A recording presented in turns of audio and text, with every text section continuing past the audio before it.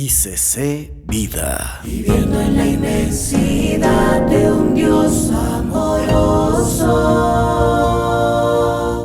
Damos la bienvenida a nuestro predicador invitado, Raúl Lozano. Bueno, vamos por favor, que quiero que me acompañen a Marcos, Evangelio de Marcos, capítulo 12, versículo 28.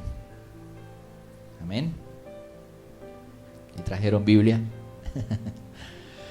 Bueno, vamos a leer entonces desde el versículo 28. Dice: acercándose uno de los escribas que los había oído, que los había oído disputar y sabía que les había respondido bien, le preguntó: ¿cuál es el primer mandamiento de todos?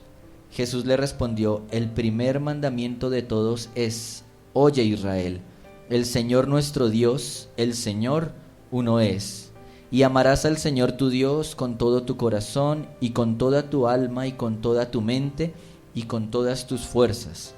Este es el principal mandamiento. Amén. Bueno, la palabra aquí nos enseña el resumen que hizo el Señor de la ley, ¿cierto? Sabemos que hay 10 mandamientos, ¿cierto? ¿Cuántos se lo saben de memoria? Todavía estamos aprendiéndolos. El pastor ha sido un hombre perseverante en enseñarnos los 10 mandamientos. Pero a veces cuando nos preguntan ¿cuáles son los mandamientos? Acostumbramos a decir los dos que nos dio el Señor, ¿cierto? El resumen, ¿cierto?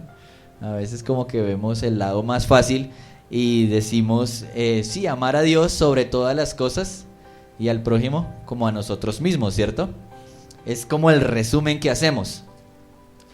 Pero a pesar de que hemos resumido la ley en estos 2 mandamientos, como lo dijo el Señor, muchas veces no estamos cumpliendo estos 2 mandamientos. Porque a pesar de que son solo 2, llevan un esfuerzo bastante grande. No es sencillo cumplir esto, no es fácil. Entonces el Señor aquí le habla al pueblo, le está hablando originalmente, si leemos un poco más atrás, el Señor le estaba hablando al pueblo, y allí estaban los fariseos, los escribas, los sabios, los eruditos, los que conocían la palabra de Dios en aquel entonces. Eran los hombres más famosos, digamos, los que más estima y admiración tenían en aquel tiempo en el pueblo de Israel. Y ellos no estaban muy de acuerdo con las enseñanzas del Señor Jesús. Ellos estaban en contra de lo que el Señor estaba enseñando, de lo que el Señor estaba predicando, y muchas veces pusieron como trampitas para ver el Señor en qué caía, ¿no? Entonces le hacían preguntas en público para ver si el Señor quedaba mal. En una de esas oportunidades le preguntan en público al Señor: Jesús, ¿es lícito dar el impuesto, pagar el impuesto? Y era una pregunta capciosa, una pregunta con trampita, con cascarita. ¿Por qué? Si el Señor Jesús decía, sí, paguen el impuesto, todo el pueblo se le vendría en contra, porque no estaban de acuerdo en pagar impuestos, porque estaban gobernados por el Imperio Romano, y el Imperio Romano era algo aborrecible para el pueblo de Israel. Por el contrario, si el Señor hubiera dicho, no paguen impuestos, pues entonces el emperador hubiera enviado a los soldados y lo hubieran tomado preso. Entonces al Señor siempre le tendían ahí como esas preguntas capciosas, como esas preguntas donde el Señor, si no tenía la presencia del Espíritu Santo, si no era sabio en las respuestas, podía de pronto generar indisposición en la gente. Por eso fue que el Señor sabiamente respondió: denme una moneda. La toma y le dice: ¿de quién es la imagen de la moneda? No, pues es del emperador, del César, ¿cierto? Entonces él dice: den al César lo que es del César y a Dios lo que es de Dios. Fue una respuesta maravillosa. Una respuesta definitivamente guiada por el Espíritu Santo. Y aquí en este pasaje, nuevamente los fariseos están buscando hacerle preguntas capciosas al Señor para dañar su fama delante de la gente, ¿sí? Entonces, el Señor en más de una ocasión los dejó mudos, callados. Y viene este hombre que leemos aquí en el versículo 28, y él se da cuenta que el Señor definitivamente tiene una sabiduría diferente, ¿no? No era una sabiduría humana. Entonces él, en su ingenuidad o en su ignorancia, digámoslo así, a pesar de ser conocedor de la palabra, a pesar de ser conocedor de la ley, le dice: Señor, ¿cuál es el primer mandamiento de todos? ¿Cuál es el primer mandamiento de todos? En la ley había demasiadas leyes, hay demasiadas leyes, en la Torá, muchísimas. Entonces había llegado al punto este hombre de decir: bueno, pero ¿cuál es el más importante? ¿Cuál es el mayor? Entonces el Señor le dice, versículo 29, el primer mandamiento de todos es: oye Israel, el Señor nuestro Dios, el Señor uno es. El Señor le responde con una frase, con un versículo que para el pueblo de Israel no es ajeno. Ellos constantemente escuchaban este versículo. Usted pregúntele a cualquier judío este versículo y se lo va a recitar. Porque en todo tiempo ese versículo ellos lo dicen, se los dicen, lo confiesan en todo lugar. El Señor nuestro Dios, el Señor uno es. Pero entonces el Señor también le dice, versículo 30, le dice: y amarás al Señor tu Dios con todo tu corazón, con toda tu alma y con toda tu mente y con todas tus fuerzas. Y cuando uno analiza este versículo, empieza a meterse, como decía mi mamá, en camisa de 11 varas. Porque nos habla de el amor, ¿cierto? ¿Y quién ha podido definir el amor? Alguien que diga qué es el amor. Grandes poetas, músicos, científicos, ¿cierto? Aún la ciencia la han utilizado para definir el amor, ¿sí? Filósofos. Pero una definición de amor como tal, pues no tenemos, ¿no? O sea, como que uno diga, sí, eso es el amor. Socialmente, en nuestra época, nosotros lo relacionamos con un sentimiento, ¿cierto? ¿Sí? Entonces, lo más típico, aquí, ¿cuántos se han enamorado? ¿Solo yo? Ah, bueno, sí. Que usted de pronto ve, en nuestro caso los hombres vemos a esa chica ya, cuando yo vi a mi esposa, que todavía no era mi esposa, yo la vi, uy, las maripositas, ¿no? En el estómago, ¿cierto? Entonces empieza uno, nosotros los hombres que a veces nos ponemos como nerviosos, empieza uno a sudar y se le lengua la traba y todo esto, ¿cierto? Entonces como que uno a veces como que actúa hasta tonto porque... Y uno define eso como amor, ¿cierto? Amor a primera vista, ¿cierto? ¿Cuánto les pasó? Dios está hablando. Y uno relaciona eso como amor, ¿cierto? Y entonces ya viene el momento del noviazgo, ¿cierto? Y entonces nosotros los hombres le escribimos poemas y nos las damos de poetas, ¿sí o no? Nos inventamos por allá acrósticos, ¿no? ¿Quién no hizo acrósticos? Ah, usted también hizo. y todo esto lo relacionamos con el amor, ¿cierto?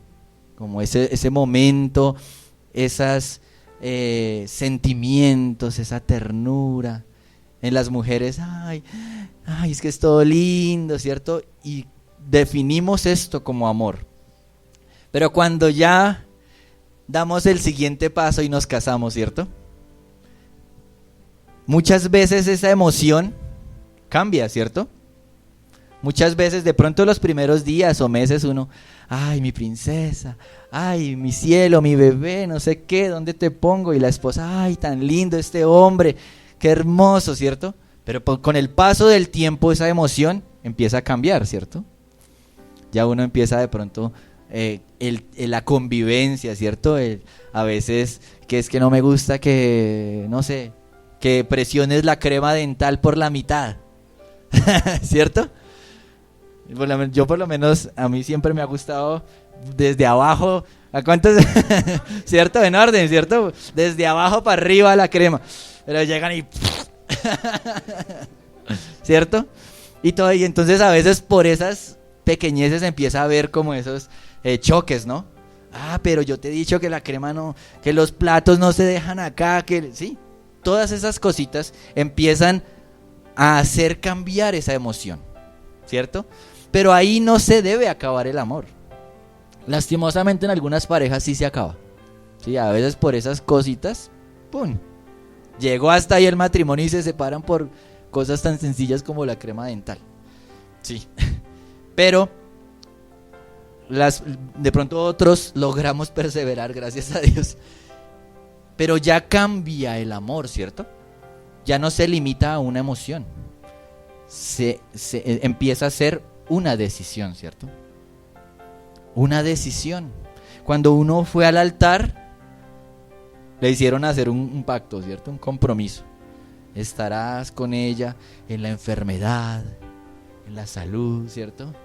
En la pobreza, en la riqueza, en las buenas y en las malas, ¿cierto?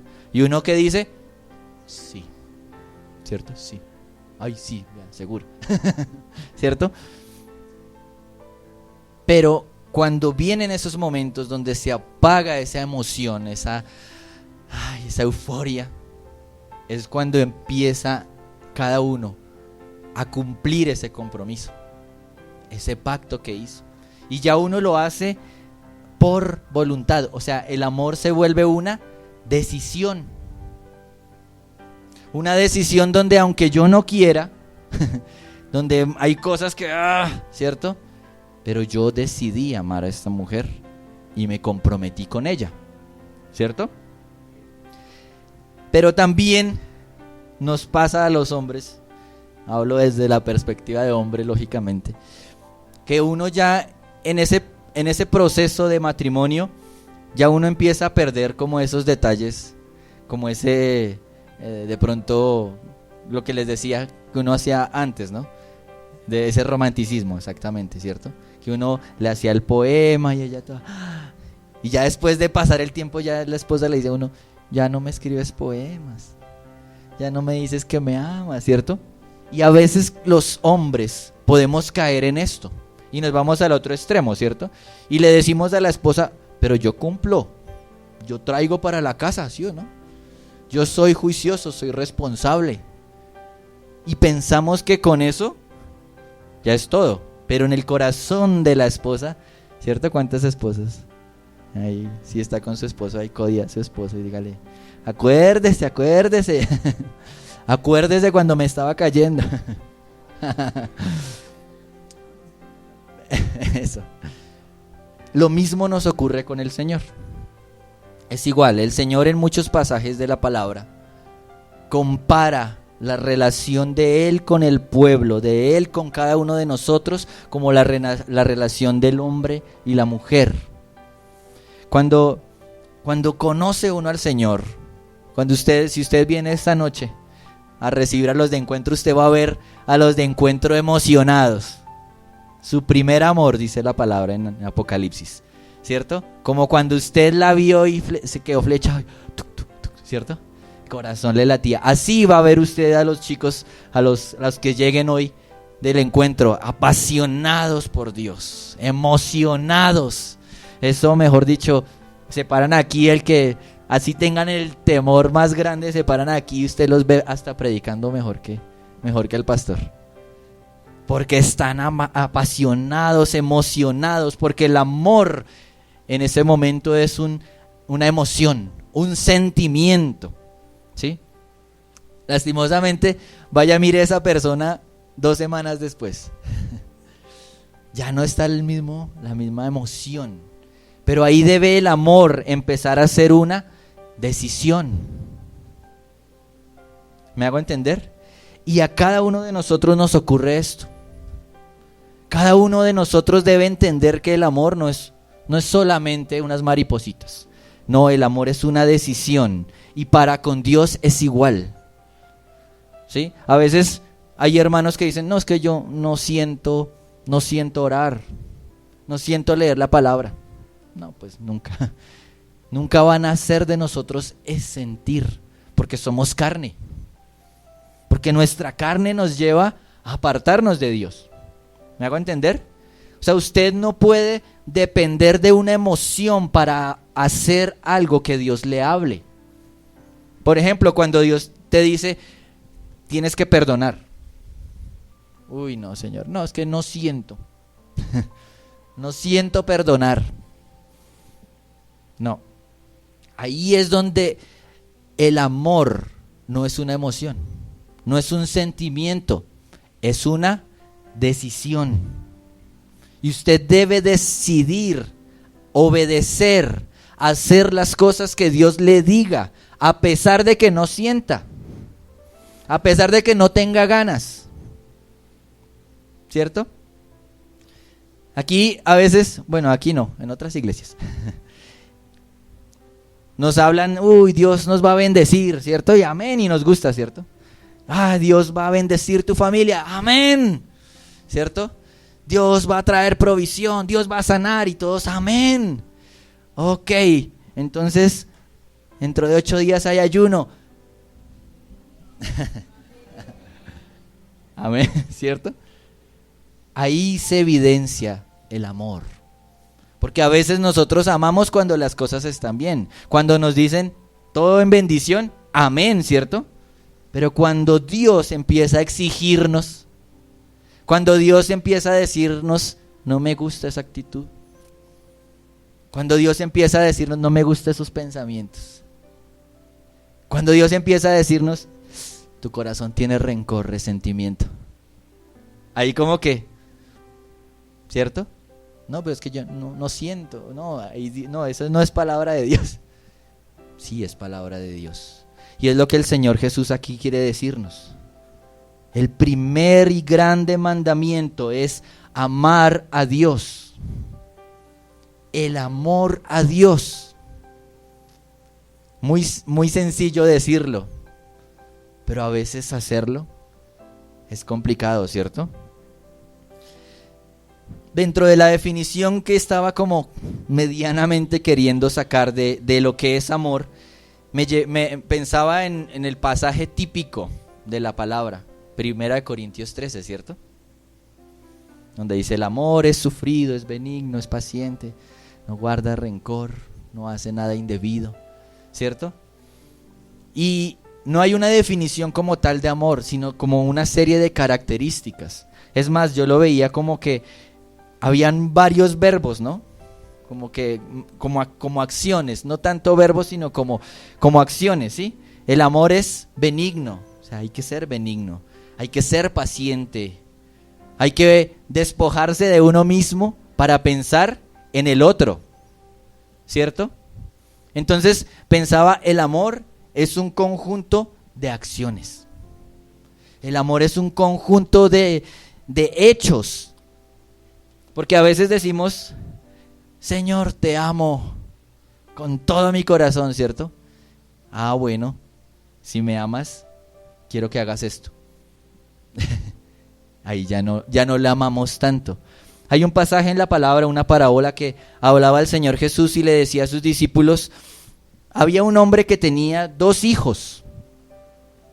Entonces llama al primero y le dice, ve y trabaja en mi viña. Y entonces él le dice, no, padre, no quiero. Y se fue para la casa. Viene su segundo hijo y le dice, ve y trabaja en mi viña. Y él le dice, sí, padre, yo voy. Y no fue. Y pasado el tiempo, el primero que se había ido para la casa, quedó pensando y dijo, pero ¿cómo no le voy a hacer caso a mi papá? Y se va y hace. Obedece. A pesar de que en un comienzo había dicho que no. Pero hace. Y el Señor le pregunta a la gente, ¿quién cree que hizo la voluntad de Dios? El primero, ¿cierto? El primero. Y así somos como el segundo hijo. Sí, Señor, yo te amo, sí, yo voy a la iglesia, Dios, contigo para las que sea. Pero cuando Dios nos dice, quiero que hagas esto, quiero que prediques. No, Señor, que vaya el pastor. Quiero que vayas y ores por el vecino que está enfermo, no sé. Uy, no, qué miedo, Señor. No, no. Llamen a un líder de la iglesia porque... ¿Me hago entender? Eso es el amor. ¿Y qué cosas Dios a ti te está pidiendo? ¿Qué cosas Dios te está llamando a hacer? Porque el amor se demuestra. El amor es obediencia. Amén. Yo les pregunto aquí, ¿cuántos aman a Dios? Todos. Amén, ¿cierto? Ok, ¿le estás obedeciendo? Que no se cumpla lo que dice por allá en Isaías. Este pueblo de labios me honra, pero su corazón está lejos de mí. No podemos caer en eso. No podemos llegar simplemente a que nuestra vida cristiana es emociones. A que nuestra vida cristiana solamente sea momentos de venir y llorar y, Señor, sí, apoyo que nos quebrantemos en la presencia de Dios, es una bendición. Pero no se puede quedar ahí. Dios está haciendo llamados, cambios de vida. Tampoco irnos al otro extremo. Yo les comentaba de que a veces los esposos nos vamos a que ya no consentimos a la esposa, ¿no? Entonces, de pronto ella nos hace el reclamo, ay, pero ya no me escribes poemas, ya no eres tan especial, ¿sí? Y uno dice, pero yo cumplo todo, ¿qué te falta? No, aquí mira, aquí está el dinero. ¿Cierto? Y a veces espiritualmente podemos ser igual. Dios, tú sabes que yo te amo porque todo lo cumplo. ¿Tu corazón qué? Eso se llama religiosidad. Eso se llama ser religioso, costumbrista. ¿Cuántas veces uno se acostumbra a venir a la iglesia? ¿Por qué eres cristiano? Porque voy todos los domingos a la iglesia. Eso no nos hace cristianos, ¿sí? Alguien decía, ¿tú has entrado a un parqueadero? Sí. Eso no te hace un carro, ¿cierto? ¿Sí? ¿Cierto? Entonces, eso no nos convierte en carros. Entrar a la iglesia no nos convierte en cristianos. Así que no podemos pensar que ser cristiano es meramente cumplir todos los domingos. Tiene que haber algo más allá. Debe haber un compromiso con Dios, una comunión, una intimidad.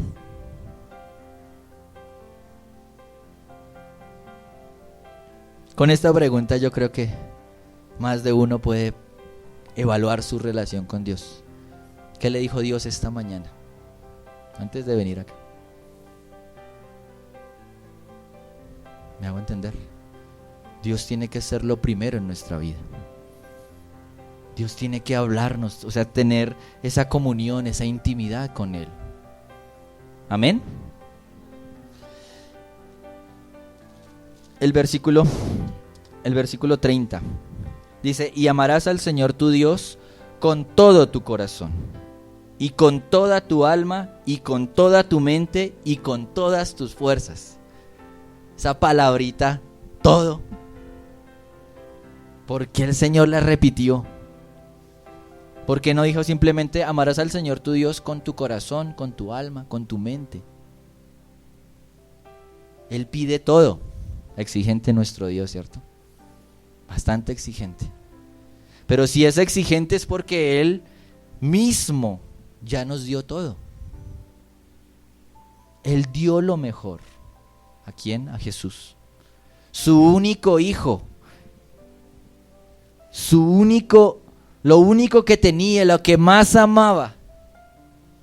Lo que más ama. Fue capaz de despojarse Dios por amor a cada uno de nosotros. Por amor a ti, por amor a mí. Entonces por eso es que Él también exige todo de nosotros. Por eso es que el Señor dice todo tu corazón, no una parte. Toda tu mente, toda tu alma, todas tus fuerzas, ¿cierto? Hace una semana, creo, estaba hablando con mi ahijadito, con Nicolás, el hijo de Viviana. Y él llegaba a mí con un cubo Rubik. ¿Sí lo conocen? El cubo, ¿cierto? El cubo Rubik. Y entonces él, todo emocionado, me presentaba el cubo y me decía, mira, ya lo armé. Y yo, wow, a su edad ya armando el cubo Rubik. Yo, ven, déjamelo ver. Entonces cogí, claro, veía la cara completamente armada, pero cuando le di la vuelta, y la otra tampoco. Yo, pero mira, te faltan estos. No, pero yo ya lo armé, me decía, ¿cierto? Y yo pensaba, así somos nosotros, ¿sí? Vamos y le decimos a Dios, mira, Señor, ya está, todo te lo entregué. Y Dios se emociona, oh, qué bien, y le da la vuelta a nuestro corazón. Pero aquí falta. Y acá también. Y por este otro lado, lo mismo. Y Dios es exigente y nos dice, lo quiero todo. Todo. ¿Qué no le has entregado al Señor? ¿Qué área de tu vida? Y a veces ponemos excusas. ¿Sí? No, es que no, después. Esa es una típica, ¿no? Yo después me consagro.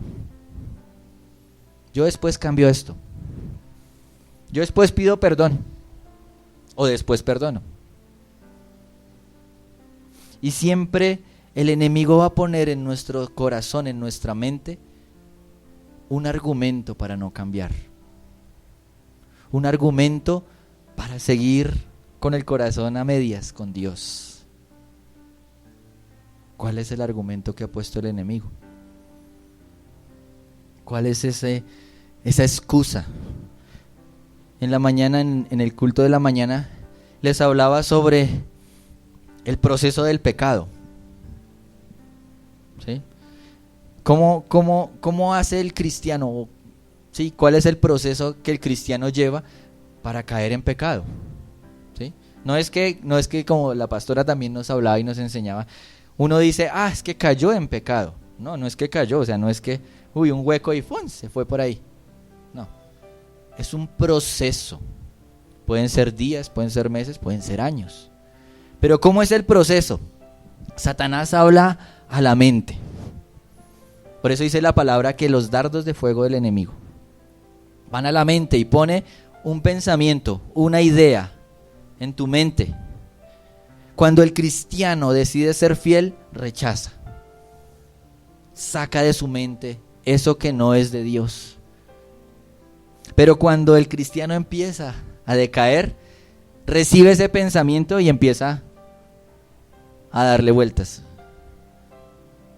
Por ejemplo, cuando el hombre casado, de pronto en la oficina hay una chica, y entonces Satanás le habla y le dice, mira, está linda, ¿no? Y el hombre, ahí es donde nosotros decimos no, que soy fiel a mi esposa. O sea, empieza uno en esa batalla, ¿sí? Pero si el hombre permite ese pensamiento, empieza a maquinar. Bueno, ¿y por qué no? ¿Y si solamente le hablo? No es más, la saludo. Pero poco a poco va permitiendo nuevos pensamientos, va permitiendo nuevas ideas de parte del enemigo. ¿Me hago entender? Y ese almacenar en la mente empieza a hacer que en su corazón ya haya una emoción, un sentimiento, un deseo. Ese es el proceso del pecado. Entonces ya cuando, como dice la palabra, cuando la concupiscencia ha dado a luz, produce pecado. Ese es el proceso del pecado. Y lastimosamente a veces uno acepta esas excusas. No, es que es solo uno. No, es que como dicen por ahí, una al año no hace daño. ¿cierto? O no, Señor, yo no he podido, después. Y siempre hay una excusa, un argumento para permitir lo que a Dios no le agrada. Por eso el Señor aquí le dice al pueblo y nos dice a cada uno de nosotros, lo quiero todo. Aún esas excusas que te están llevando a pecar, aún esas excusas que te están llevando una vez y otra vez a apartarte de Dios. Quiero todo tu corazón, quiero toda tu alma, quiero toda tu mente, quiero todas tus fuerzas. Yo sé que si cada uno de nosotros fuéramos obedientes, Dios ya nos tendría en otro nivel. Ya estaríamos en una comunión mayor con el Señor. Es más, puedo decir que muchas circunstancias que estamos viviendo es por no entregarle nuestro corazón completamente al Señor. Dios siempre quiere bendecir. Dios siempre quiere llevarnos a cosas mayores, pero a veces es nuestra terquedad, nuestras excusas, que no dejan que avancemos, que no dejan que vayamos más allá. Amén. Y bueno, y el Señor habla aquí de qué es lo que Él pide, ¿cierto? Él pide el corazón, Él pide el alma, pide la mente y pide las fuerzas, ¿cierto? Con toda tu alma, con toda tu mente y con todas tus fuerzas. En el corazón, la pastora también nos enseñaba alguna vez lo que hay en el corazón, ¿cierto? En el corazón están las actitudes. Las actitudes. ¿Qué son actitudes? Nuestro comportamiento, ¿cierto? A veces guardamos actitudes, a veces no las expresamos, no las mostramos, ¿cierto?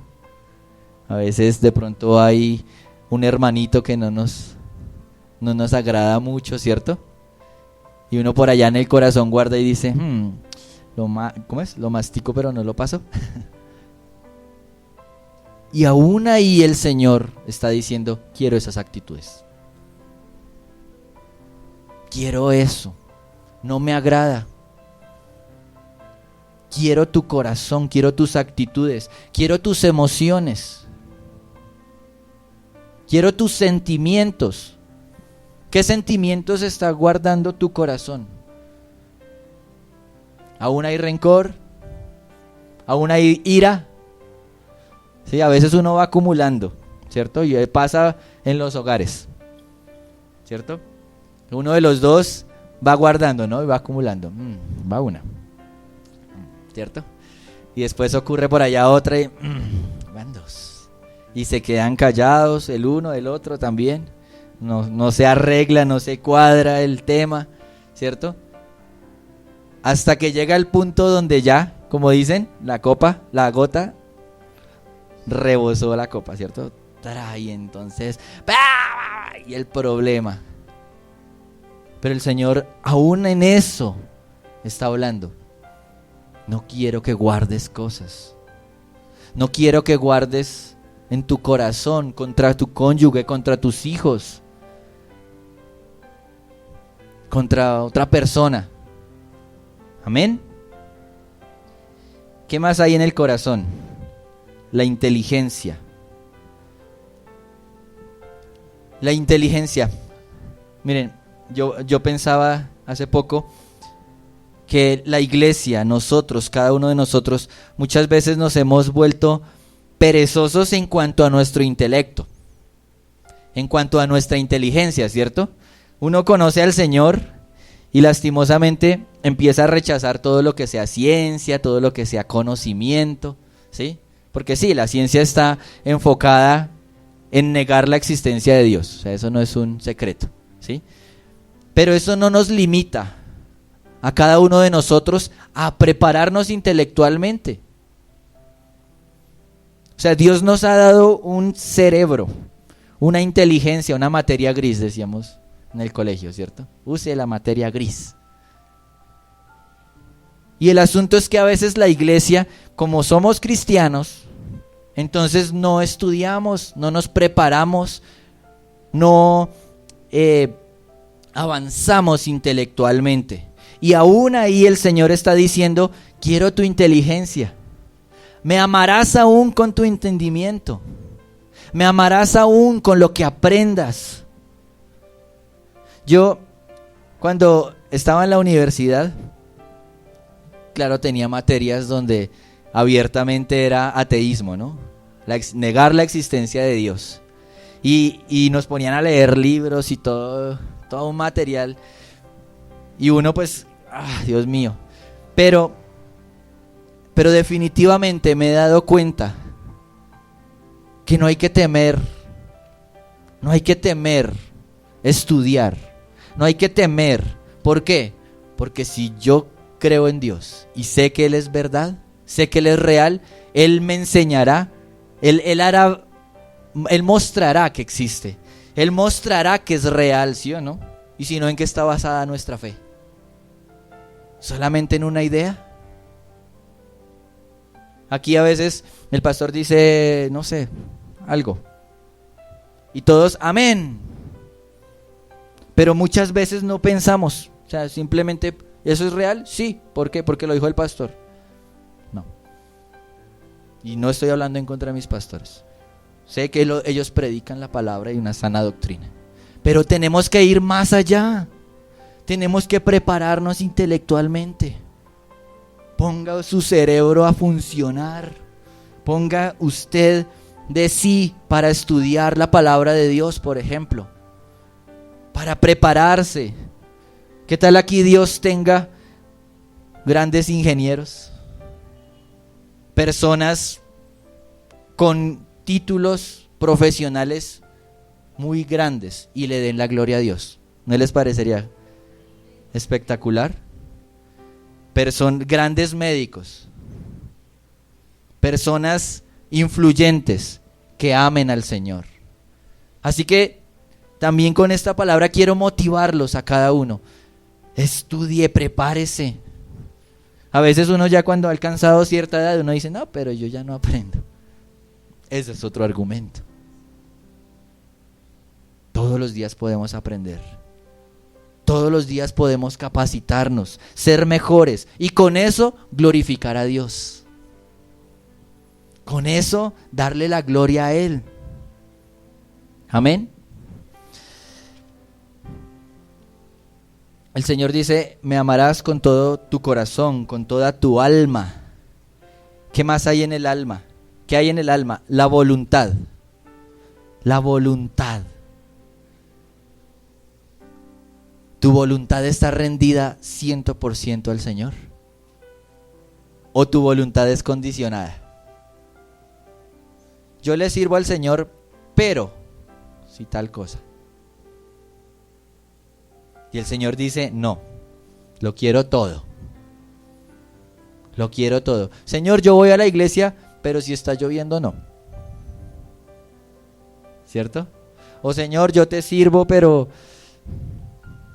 si tal cosa, no sé. Ponemos muchas condiciones a veces. Y el Señor dice, quiero todo, toda tu voluntad, toda tu vida, todo. Y lo último que habla ahí la palabra, dice, y me gustaba lo que dice ahí la palabra, dice, y con todas tus fuerzas. Con todas tus fuerzas, con todo tu cuerpo, con toda tu energía. ¿Cierto? ¿Cuántos han ido al gimnasio? Eso, Ian. Nos falta harto, ¿cierto? Pero cuando uno está en el gimnasio, el entrenador le va poniendo ahí peso, ¿cierto? Entonces uno empieza con poquito peso, ¿cierto? Y a pesar de que es poquito, le pone una tarea, ¿no? Le dice, haga 10, 20, no sé, series de tanto, no sé. Y uno empieza emocionado, 1, 2, 3, y ya por allá en la séptima, ya no puede, ¿cierto? Ya, como que, ¿sí? Y uno, ayúdeme. Pero el entrenador dice, son 10, ¿sí? Y es ahí donde nosotros tenemos que dar un extra. Porque si no se da ese extra, seguimos igual de musculosos, ¿cierto? Y lo mismo ocurre con Dios. Dios a veces nos pide un poco más. Dios a veces dice, has hecho esto, pero quiero más. ¿Hasta dónde va tu fuerza física con el Señor? A mí siempre me ha impactado una palabra que creo que está en Samuel, en el libro de Samuel. Habla de los valientes de David, ¿sí? Dice que David tenía 3 hombres valientes, o sea, todo su ejército era valiente, pero habían 3 que se caracterizaban por ser los más valientes de todos. Y dice que hubo uno que tomó su espada, que venían los enemigos a destruir un campo de lentejas. Y dice que él solo se enfrentó contra todos los enemigos y libró ese campo de lentejas. Y fue tal la batalla que al final la espada se le pegó a la mano. Así dice la Biblia. Su espada quedó pegada a la mano. Entonces yo no sé, le dio un calambre ahí a la mano. Yo creo que acabó con el último y dijo, ¿dónde hay más? ¿Dónde hay más? Pero eso nos enseña a dar un esfuerzo extra para el Señor. ¿Hasta dónde van tus fuerzas para el Señor? ¿Hasta dónde va tu compromiso? Uy, no, Señor, es que estoy cansado. ¿Y si Dios te pide un extra? Cuando yo leía eso de las fuerzas, también pensaba en mi propio cuerpo. Alguna vez cuando yo conocí al Señor, cuando empecé, a mí siempre me ha gustado, no sé danzar, pero siempre me ha gustado brincar acá, ¿cierto? Ustedes ven que cuando no estoy con los compañeros aquí tocando, estoy allá, pero me meto en la alabanza, brinco, termino sudado, ¿sí? Pero me gusta porque una vez Dios me hablaba y me decía, yo creé tu cuerpo para adorarme. Te doy fuerzas para que me adores, ¿sí? ¿Y cuántas veces aquí? Pero aún en eso el Señor quiere que cada uno de nosotros le entreguemos todo. Todo, hasta que ya, como hizo el rey David. Hay una canción aquí que cantamos, ¿no? La de Remolineando, ¿cierto? Entonces hay muchas formas y empezamos a dar vueltas. Pero según la Biblia, uno de los primeros que empezó a remolinear fue el rey David. Y el rey, su cuenta no está en la palabra, yo no lo he encontrado en la palabra, pero algunos teólogos dicen que el rey David danzaba como loco, así dando vueltas. Y era tanto que ya terminaba así. Imagínense. Pero era su corazón, era una ofrenda al Señor, era darle su alabanza, era dedicarle su cuerpo al Señor. No importa, yo creo que ya lo mareado que terminaba. Y los demás murmuraban, ¿no? Uy, como un loquito danza ya el rey David, qué oso. El rey, uy, no, qué vergüenza. Pero a David no le importaba. Y es el ejemplo que nos deja la palabra a cada uno de nosotros, de lo que es entrega al Señor. El Señor quiere entrega en todo. El Señor quiere completamente nuestras vidas. ¿Qué cosas hay en tu corazón, en mi corazón, que no le hemos dado a Él? ¿Qué cosas de pronto el Señor te ha pedido una y otra vez? Y le decimos, sí, Señor, yo te amo, pero no me pidas esto. Sí, Señor, yo quiero obedecerte. Pero es cuando Dios quiere entrar allá a esa área que nos está pidiendo, le decimos, no, hasta aquí, Señor, no más allá. Pero esta palabra, yo quiero que tú hoy la medites en tu corazón.